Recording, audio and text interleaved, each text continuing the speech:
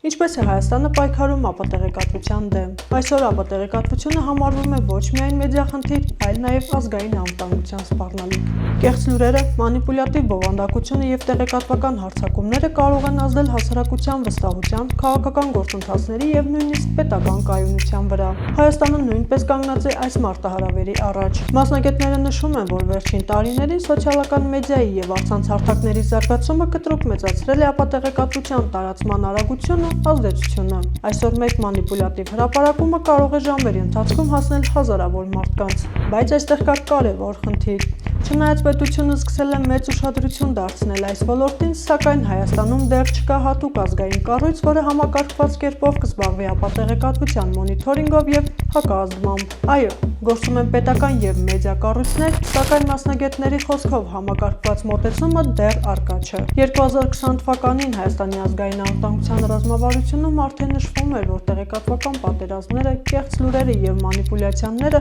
սպառնալիք են երկրի տեղեկատվական անվտանգությանը։ Ռազմավարությունը շեշտում է հատկապես մեդիագրագիտության կարևորությունը։ Այսինքն պետությունը կարևորում է ոչ միայն կեղծ տեղեկությունների դեմ պայքարը, այլ նաեւ հասարակության կարողությունը տարբերելու ճշմարիտ տեղեկատվությունը մանիպուլյացիայից։ Ավելի ուշ 2023 թվականին հաստատվեց ապատեղեկատվության դեմ պայքարի ազգային հայեցակարգը։ Այս ծրագրի հիմնական նպատակներն են՝ ուժեղացնել պետական կառույցների կարողությունները, զարգացնել համագործակցությունը մեդիայի եւ քաղաքացիական հասարակության հետ, բարձրացնել հանրային իրազեկվածությունը եւ կիրառել տեխնոլոգիական գործիքներ ապատեղեկատվության հայտնաբերման համար։ Բայց այստեղ սահմանված է նաեւ կարևոր հավասարակշռություն։ Ապատեղեկատվության դեմ պայքարը չպետք է վերածվի խոսքի ազատության սահմանափակման։ Ժողովրդավարական հասարակությունում մարդիկ պետք է իրավունք ունենան քննադատելու իշխանություններին, արտահայտելու իրենց կարծիքը եւ մասնակցելու քաղաքական քննարկումներին։ Հենց այդ պատճառով մասնագետները շեշտում են, որ կարևոր է պայքարել ոչ թե կարծիքների,